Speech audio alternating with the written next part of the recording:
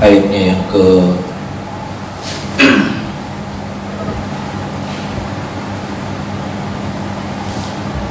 ayat yang ke-26, saudara. Ayat yang ke-26 sampai ayatnya yang ke-33.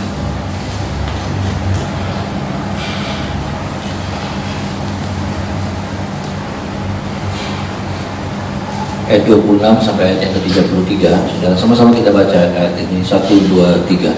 Tetapi kamu tidak mau berjalan ke sana, kamu menentang kita Tuhan Allah.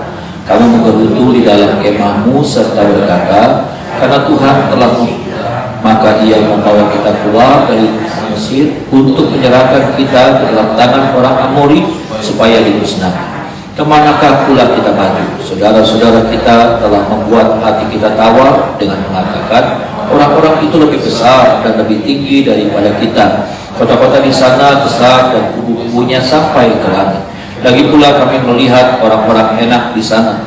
Ketika itu aku berkata kepada, janganlah gemetar, janganlah takut kepada Tuhan Allahmu yang berjalan di depanmu, dialah yang akan berperang untukmu, sama seperti yang dilakukannya bagimu di Mesir di depan matamu.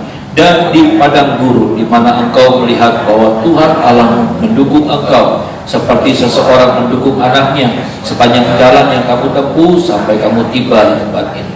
Tetapi walaupun demikian, kamu tidak percaya kepada Tuhan Allahmu yang berjalan di depanmu di perjalanan untuk mencari tempat bagimu, di mana kamu dapat berkemah dengan api pada waktu malam dan dengan awan pada waktu siang untuk memperlihatkan kepadamu jalan yang harus kamu tempuh. Di Tuhan, saudara. Saudara, dari ayat ini, Bapak Ibu Saudara, kita melihat bagaimana Musa sedang mengingatkan lagi, saudara. Ya, karena Musa akan diangkat oleh Tuhan, ya saudara. Dia tidak akan masuk tanah perjanjian. Ada satu cerita yang diulang di ulangan pasal yang pertama ini. Memang kitab ulangan adalah kitab pengulangan, saudara. Tetapi bukan tanpa tujuan pengulangan ini. Yang namanya pengulangan itu sifatnya untuk mengingatkan, ya. Pengulangan itu sifatnya untuk mengingatkan bangsa Israel dan juga mengingatkan kita. Karena pada dasarnya kita tuh gampang lupa, ya saudara. Dan kita melihat di sini, Bapak Ibu Saudara, tentang bagaimana Musa sedang menceritakan lagi tentang bagaimana mereka tentang 12 pengintai, ya, kisah tentang 12 pengintai yang membawa berita, yang saudara, 10 membawa berita yang buruk dan 2 membawa berita yang baik. Dan disinilah kemudian kita melihat, kita belajar, saudara, bagaimana inilah sikap, inilah respon yang ditunjukkan oleh orang Israel pada waktu mereka menghadapi tantangan. Apa itu tantangan? Tantangan itu yang mereka dapatkan, yang mereka hadapi adalah tanah Kanaan yang penuh dengan penduduk yang hebat-hebat, penduduk yang kuat-kuat, penduduk yang seperti raksasa. Buat mereka itu sebuah tantangan yang begitu berat. Mereka belum hadapi, tetapi itu sebuah tantangan yang begitu mustahil untuk mereka bisa selesaikan. Saudara, ini yang saya dan saudara mau belajar pagi hari ini, saudaraku. Sikap yang ditunjukkan oleh Israel pada waktu mereka menghadapi tantangan. Nah, kadang-kala kita juga sama. Pada waktu kita menghadapi tantangan, kita juga seringkali memiliki sikap yang seperti bangsa Israel. Yang saya dapatkan, saudaraku, dari beberapa ayat ini yang kita baca tadi, ayat yang ke-27, saudaraku, sama-sama kita coba lihat ayat yang ke-27, Bapak Ibu Saudara.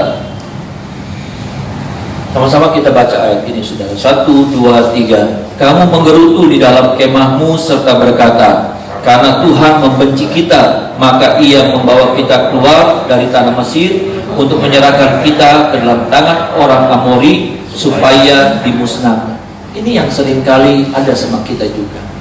Pada waktu kita menghadapi tantangan, pada waktu kita menghadapi masalah, pada waktu kita menghadapi pergumulan, apakah itu pergumulan yang masih di depan, ataukah kita sudah ada di tengah-tengah pergumulan.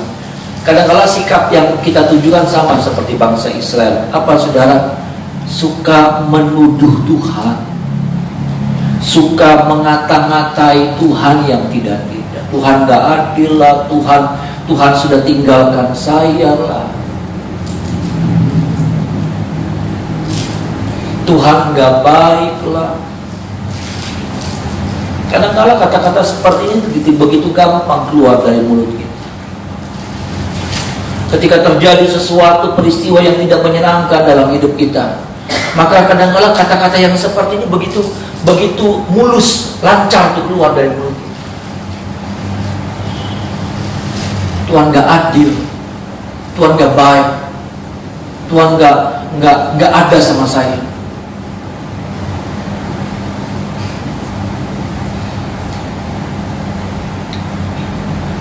Ini kata-kata gini begitu mudah untuk kita keluarkan. Kata-kata seperti ini, saudara, nggak pernah kita cegah untuk keluar dari mulut kita. Ini penting loh, saudara. Maaf, saudara.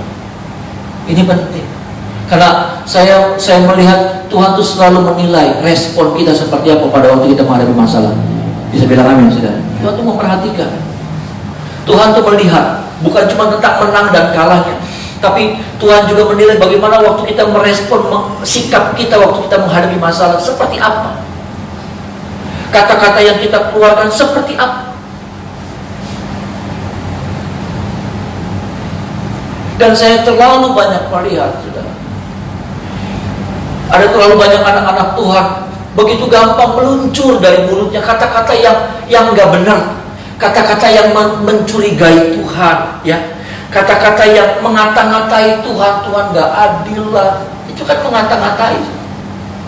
Tuhan gak ada sama saya. Tuhan gak hebat. Tuhan.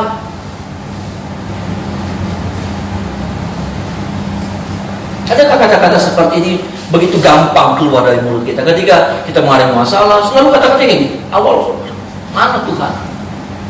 Katanya Tuhan baik.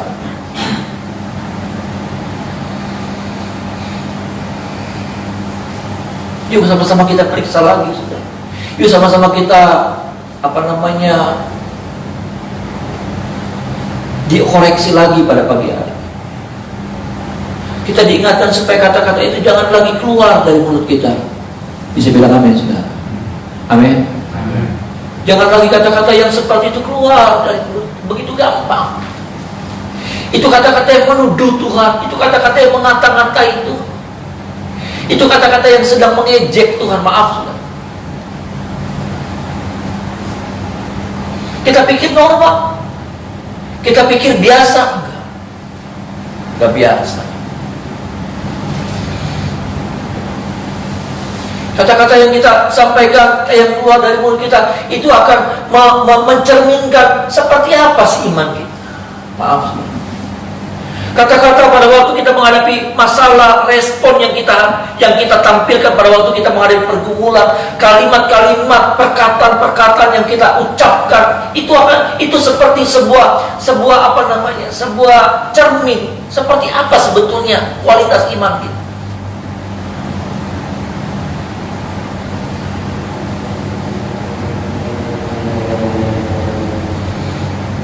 Ini. Dan Israel seperti itu. Dan itu nggak bisa bilang begini, ya memang masalahnya sih. Enggak, itu mencerminkan seperti apa iman kita, seperti apa pengenalan kita akan Tuhan, seperti apa kualitas iman, seperti apa penghargaan kita sama Tuhan.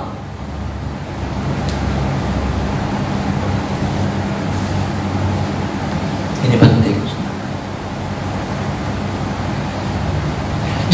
Jangan kalimat-kalimat yang seperti itu yang kita ucapkan, kita anggap itu biasa, pagam namanya juga orang lagi. Enggak, saudara, enggak.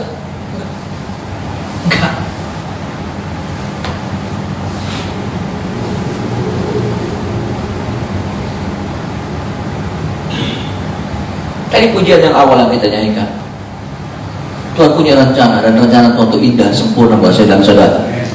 Amin. Akhirnya apa? Kita sedang menolak ayat itu. Kita sedang membatalkan ayat itu terjadi dalam hidup.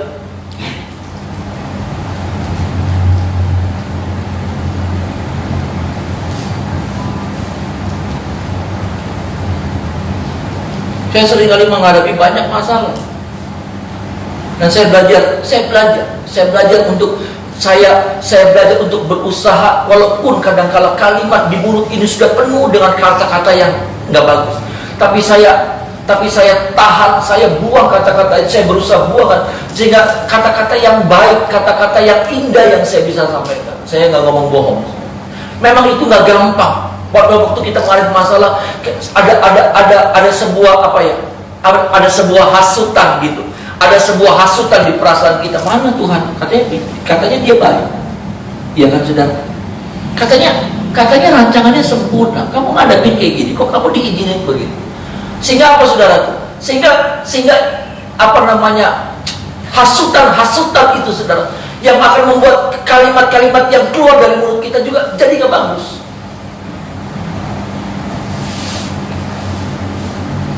Bukan cuma saudara, saya juga sama kita.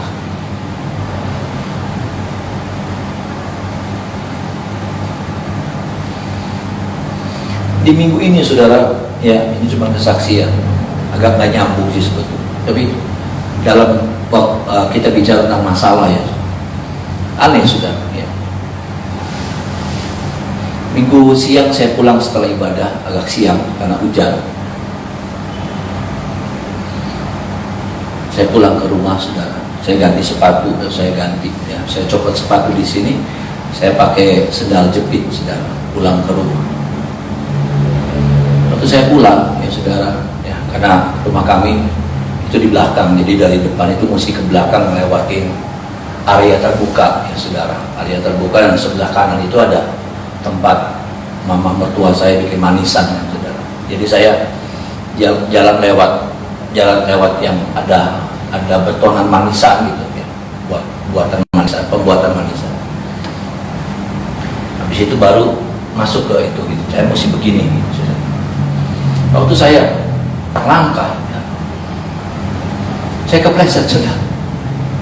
Saya kepleset ya, karena rupanya licin ya sudah, kepleset. Keplesetnya sih nggak apa-apa sudah. Tapi kalau saudara tahu, di belakang saya ternyata itu ada gerobak. Ada gerobak, ya gerobaknya bukan cuman gerobak aja, cuman rangka besi, ya rangka besi itu rangkanya rangka L gitu, besinya besi. Saya jatuh sudah. Ya. Dan untung waktu itu ada 2 orang pegawai, ya melihat saya, ya, dia bilang langsung dia teriak, astagfirullah gitu sudah. Lalu bantuin saya. Itu saya aneh sekali saudara. Saya udah gak bisa berdiri tuh saudara. Saya tuh orangnya gak suka pura-pura. Maksudnya, aduh, main pura-pura gitu, pura-pura apa di depannya? Ya saudara. Cuma saya mau berusaha gerakin, saya gak bisa. Kehujanan saudara. Saya jatuh kehujanan. Hebatnya kan Senin saya sudah bisa melayani lagi ya saudara. Tuhan tuh hebat saudara. Saya lalu kemudian saya tanya, saya kena apa? Karena benjut saya, benjutnya bukan di sini. Harusnya kan saya kan cudak gitu ya saudara. Ngejedak, ya. Kepala saya di sini kan terbentur. Ini enggak. Yang benjol di sini. Ini benjol cukup besar bagi minggu. Ternyata saya kena besi. Tapi bagaimana ceritanya itu Tuhan? Luar biasa. Saya cuma keserempet besi. Saya nggak bisa bayangin ya saudara. Kalau waktu itu kepala saya pas kena besi L kayak gini. Lalu kepala saya kena gini.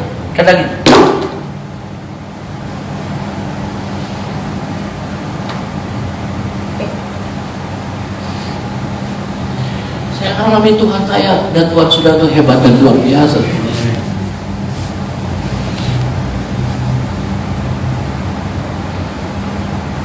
Itu kalau saya kena sudah, ya itu sudah kepelarak nggak ada bisa ngukur ngepasin gitu, ya. Ini nyerempet, jadi saya benjolnya sudah di sini, ya karena rupanya set gitu. Itu kalau kena rada maju berapa mili aja sudah, kan kena di sini, tuh bisa pecah kepala saya. Dan saya nggak ngerti juga kenapa kemudian saya nggak ngejedak gitu. Harusnya kan saya ngejedak, ini saya kebentur sama bawah, betonan bawah. Tapi habis itu saya sakit semua di sini. Tuhan kayak nopang saya gitu. Memang Tuhan nopang saya. Kalau Tuhan nggak nopang saya, marah kali, atau apa, pecah atau apa, nggak. Kayaknya kalau kita sudah ngelewatin, kayaknya nggak ada apa-apa gitu. Tapi padahal itu tuh saudara hanya selangkah jaraknya antara kita dengan maut. Amin saudara. Artinya kalau Tuhan gak lindungi kita, udah nih saudara. Ya, peristiwa itu sudah. Ya. Kemarin hari Senin. Kemarin hari Senin, sambil saya baca-baca, saya ketiduran, ya, kurang lebih sore, ya, jam 3-an atau setengah 4 gitu. Saya baru tidur, saya dicabar-cabar sama Mika. Jangan apa. Coba lihat. Itu saudara, terminal stop kontak itu saudara. Terminal stop kontak.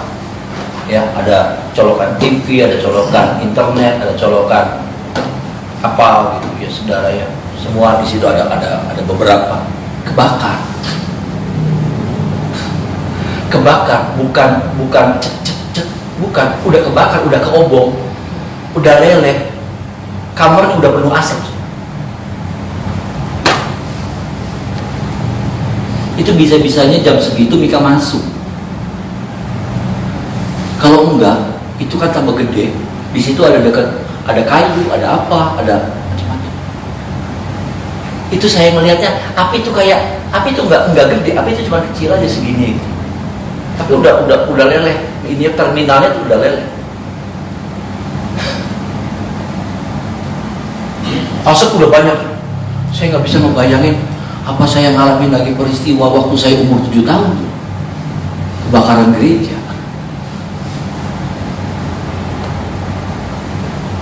Betul sudah. Itu bisa-bisanya Mika masuk. Kalau nggak masuk, ya udah. Kayaknya kebetulan lagi ya, sudah nggak ada apa-apa. Tapi kalau Tuhan nggak tolong, habis. Paling nggak kalau nggak rumah saya habis, ya. Kalau nggak nyawa saya habis, rumah habis.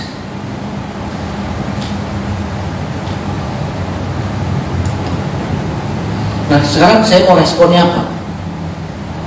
Bisa jadi orang bilang, kenapa yang belai-belai ya? Tapi enggak. Saya selalu di situ malas kita bisa melihat bagaimana Tuhan saya dan Tuhan saudara itu hebat dan luar biasa. Amin. Dia Allah yang tidak pernah tinggalkan kita. Nah, bagaimana kita kemudian meresponi setiap masalah sama?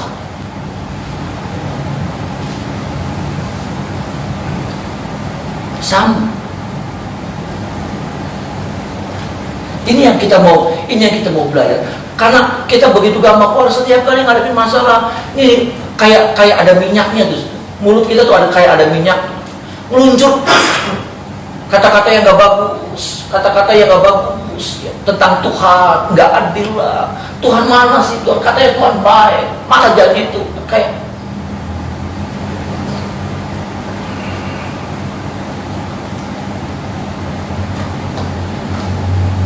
ini.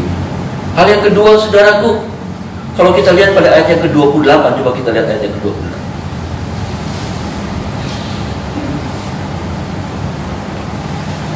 Ayat 28.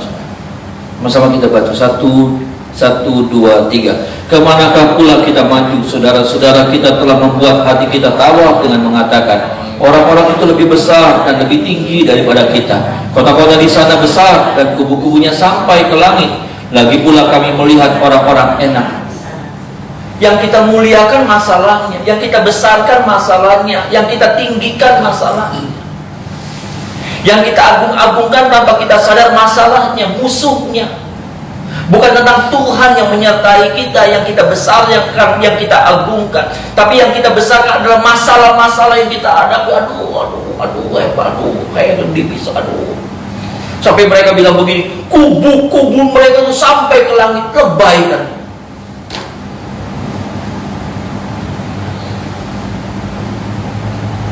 Kubu-kubu mereka sampai ke langit, sampai mengagung-agungkan sedemikian rupa. Siapa yang mereka agungkan? Musuh. Tanpa kita sadar, kita mengagung-agungkan masalah kita besar. Susah, nggak mungkin. Kita sedang membesar-besarkan masalah loh. Kita sedang meninggi-ninggikan masalah. Kita sedang mengagung-agungkan masalah. Bahkan boleh dikatakan kita sedang menyembah masalah.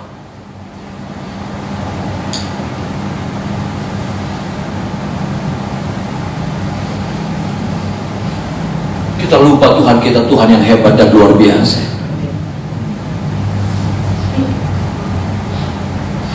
Kita ejek Tuhan, kita kata-katai Tuhan, dan untuk masalah kita besar-besarkan, kita agung-agungkan, kita muliakan masalah.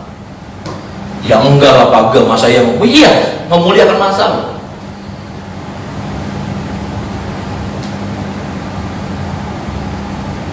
Kalau saudara datang ke rumah, maaf nih ibu-ibu, ya, lalu kemudian saya bilang sama Pi, ternyata tetangga sebelah tuh ganteng ya Pi, ya, kang bapak sebelah tuh ganteng tuh. Kalau ada ibu-ibu, bapak-bapak pulang rumah, ya, ya. Kemudian si bapak bilang begini, suami saudara bilang begini, Mi, itu sebelah tuh istrinya cantik ya Mi, ayu ya Mi.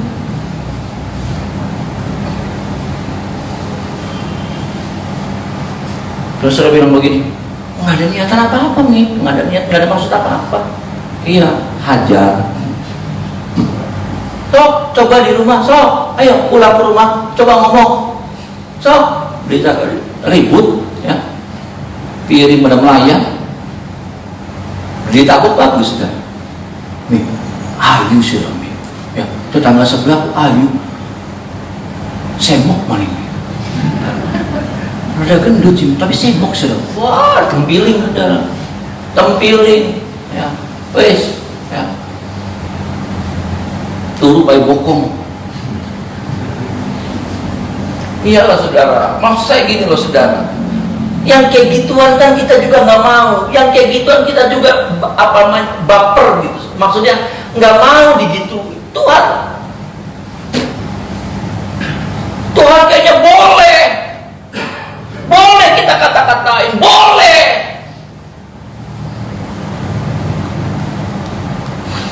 kita sembarang ngomong, boleh.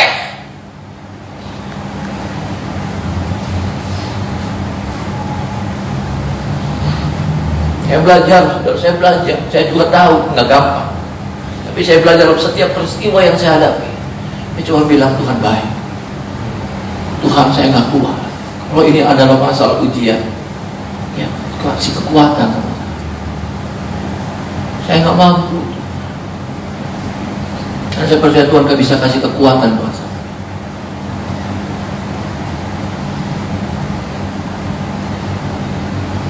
Tinggal saudara mau melihatnya, masalah itu mau menenggelamkan saudara atau mau mempermuliakan. Saya sih melihatnya setiap masalah-masalah yang saya hadapi ya sudah, itu selalu mempermuliakan saya loh sudah.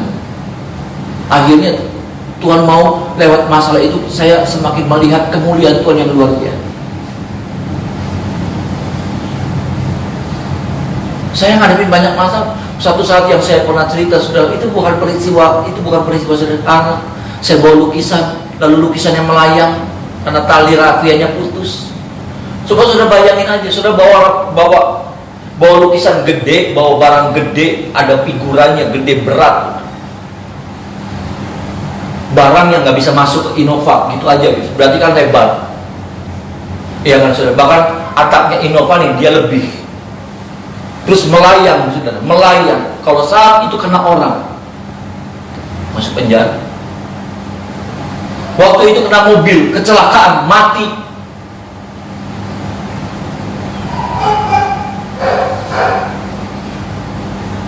Saudara, setiap masalah yang kita hadapi itu sesungguhnya akan membuat kita lebih tercengang-cengang sama Tuhan. Amin, saudara. Jadi semakin tercengang-cengang itu saudara melihat Tuhan itu hebat. Ada caranya Tuhan. Saya dibuat macet dulu di Kesunyian. Saya agak kesel tuh di Kesunyian kan. Pada kesananya tuh ada yang toko-toko apa tuh saudara? Ya toko-toko kayak bahan-bahan makanan kayak gituan. Nah, kadang-kadang bikin macet. Ada lagi sebelah kanannya ada pabrik plastik ya saudara. Macet cukup lama saudara. Waktu itu pandemi loh saudara. Lagi masih kosong-kosong. Duh macet. Tapi kayaknya kalau sampai berapa detik aja Tuhan biarin. Itu sengaja Tuhan buat timingnya tepat. Ada amin saudara? Timingnya itu tepat. Seperti saya waktu jatuh saudara. Itu jaraknya tepat.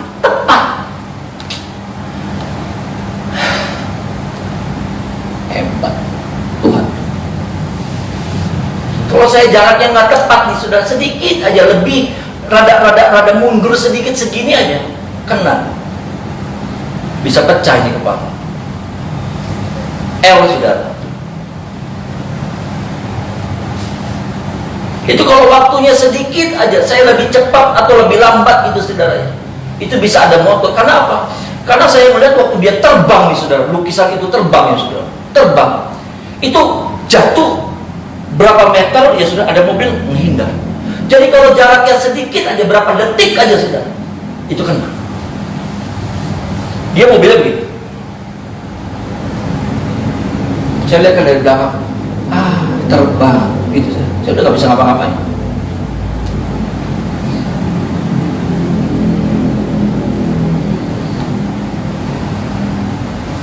Dalam setiap masalah yang kita hadapi, Tuhan mau nyatakan bahwa Tuhan itu Tuhan saya, Tuhan saudara itu Tuhan Allah yang luar biasa. Bukan untuk menghancurkan hidup kita. Yang ketiga, yang terakhir, kalau saudara baca ayat 29 ayat yang ke-33, saudara ya nggak usah dibaca. Musa bilang begini, ingat dengan segala perbuatan-perbuatan Tuhan yang hari-hari lalu, bagaimana kamu dipimpin sama tiap awan, sama tiap api. Tiap hari artinya mereka melihat mengalami mujizat. Setiap hari mereka mengalami kemurahan Tuhan. Dan saya mau bilang, adakah hidup kita adakah kita jarang-jarang dapatin kemurahan Tuhan? Tiap hari kita dapat kemurahan Tuhan. Ada amin saudara. Orang kadang-kala kalau saya melihat orang, ya maaf saudara, bapak mertua saya pengen ambil napas, susah banget. Napas yang kita dapatkan itu adalah kemurahan Tuhan, saudara. Kita masih bisa bergerak, itu karena kemurahan. Tiap hari kita dapatkan kemurahan Tuhan, tiap hari kita dapatin mujizat Tuhan. Tapi seringkali kita melupakan kebaikan-kebaikan Tuhan. Kita melupakan Tuhan pada waktu kita menghadapi masalah. Kita lupakan semua keajaiban-keajaiban yang Tuhan sudah buat dalam hidup kita. Kita lupakan. Kenapa? Karena ada masalah baru di depan kita. Tolong kita supaya kita memiliki respon yang benar pada waktu kita menghadapi masalah, sehingga masalah-masalah itu membuat kita bukan semakin menurun seperti anak tangga yang membawa kita turun, tapi anak tangga yang membawa kita semakin naik, saudara. Amin, saudara. Mari kita menyembah.